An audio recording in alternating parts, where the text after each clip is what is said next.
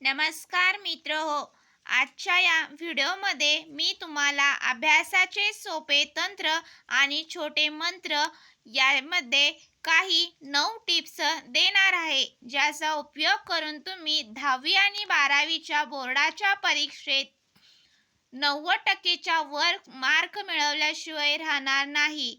आणि ज्या टिप्सचा मी स्वतः 10वीला असताना आणि 12वीला असताना उपयोग करून अंमलात आणून मी 10वी आणि 12वीला 90% मार्क्स मिळवले, ज्याचा उपयोग तुम्हालाही या येणाऱ्या 2026च्या बोर्ड परीक्षेत नक्कीच होईल. म्हणून मी आज तुम्हाला 9 असे टिप्स, ज्यालाच अभ्यासाचे सोपे तंत्र आणि छोटे मंत्र असे मी टायटल दिले आहे, त्याच्यामध्ये 9 टिप्स सांगणार आहेत.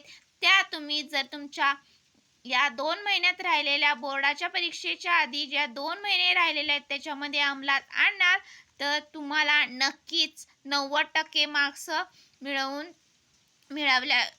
मिळवून आणालच याची मला खात्री आहे. तर चला आपण व्हिडिओला स्टार्ट करू आणि कुठले आहेत ते 9 टिप्स ते पाहूया.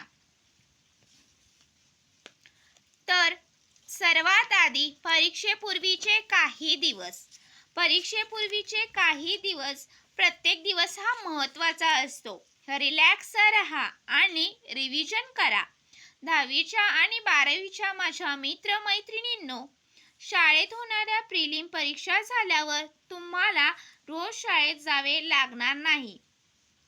तेव्हा तुम्हाला जास्त वेळ मिळणार आहे. या दिवसातले तुमचे टार्गेट असणार आहे रिव्हिजन म्हणजेच उजळणी. ही रिव्हिजन सुलभ आणि प्रसन्न वाटली पाहिजे. त्यासाठी मी तुम्हाला 9 टिप्स सांगणार आहे. चला तर आपण पाहूया. नंबर 1, स्टडी चार्ट बनवणे.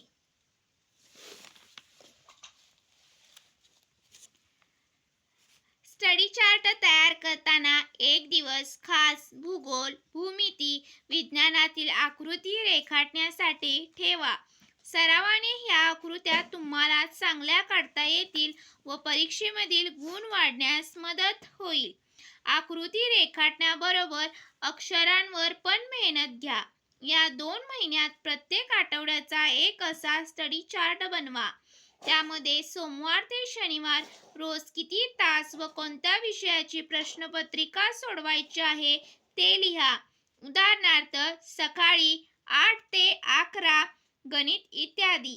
उत्तरे लिहिण्याआधी त्या विषयाच्या नोट्स व पुस्तक यांचा सखोल अभ्यास करा. दिवसभरात 2 प्रश्नपत्रिका सोडवून व्हाव्यात अशी अपेक्षा आहे. त्या तुम्ही तुमच्या शाळेतील शिक्षकांकडून तपासून आणू शकता. क्लास जॉईन केला असेल तर तिथे टेस्ट सिरीज घेतल्या जातात.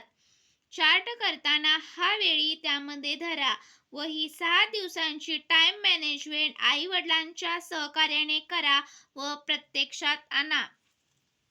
नंबर 2, हॅपी रविवार. संडे का जॉयफुल फंडा. रविवारी तुम्ही थोडे रिलॅक्स व्हा. आवडीचे पुस्तक वाचा, कार्टून फिल्म बघा. रविवारी घरातील सर्व मंडळी घरात असल्याने गप्पा मारा. रविवारीच पुढच्या 6 दिवसांचा स्टडी चार्ट तयार करा. या 2 महिन्यात नातेवाईक, आप्त, शेजारी तुम्हाला शुभेच्छा द्यायला येतील. त्यांना रविवारीच बोलवा किंवा फोनवर बोला आणि सोमवारसाठी फ्रेश मूड बनवा. Number 3, internet. सध्याच्या युगात या माध्यमाचा अभ्यासात तुम्हाला भरपूर उपयोग झाला आहे. हा ज्ञानाचा विस्तीर्ण सागरच आहे. त्याचा उपयोग या शेवटच्या दिवसात करा. एखाद्या वेळेस प्रश्नपत्रिका सोडवायचा कंटाळा आला तर इंटरनेटवर सर्फिंग करा आणि त्या विषयावरील माहिती सर्च करा व मनन करा. नंबर 4, लिहिण्याचा स्पीड. हा मात्र फास्ट ठेवावा लागेल. त्यासाठी प्रश्नपत्रिका सोडवणे, सराव करणे हे टाइम मॅनेजमेंटसाठी उपयुक्त ठरेल. नंबर 5, बदल. रुटीनमध्ये बदल हा निश्चितपणे चांगल्या परिणामांकडे घेऊन जातो. म्हणून या शेवटच्या दिवसाच्या टप्प्यात अभ्यासाचा प्रश्नपत्रिका सोडवण्याचा कंटाळा येऊ देऊ नका. कंटाळा जाण्यासाठी अभ्यासाच्या वेळेत बदल, आहारात बदल, लिहिण्याच्या स्थळात बदल करा. हा बदल स्फूर्तिदायी ठरेल. नंबर 6. आउटडोअर गेम्स जरा जपून.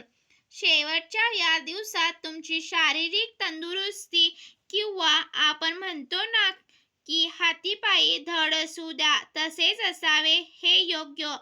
या दिवसात क्रिकेट, व्हॉलीबॉल, फुटबॉल, टेनिस हे मैदानी खेळ जपून खेळा. खेळताना काही दुखापत झाली तर परीक्षेवर त्याचा परिणाम होऊ शकतो. पण शारीरिक खेळ व व्यायाम महत्त्वाचा.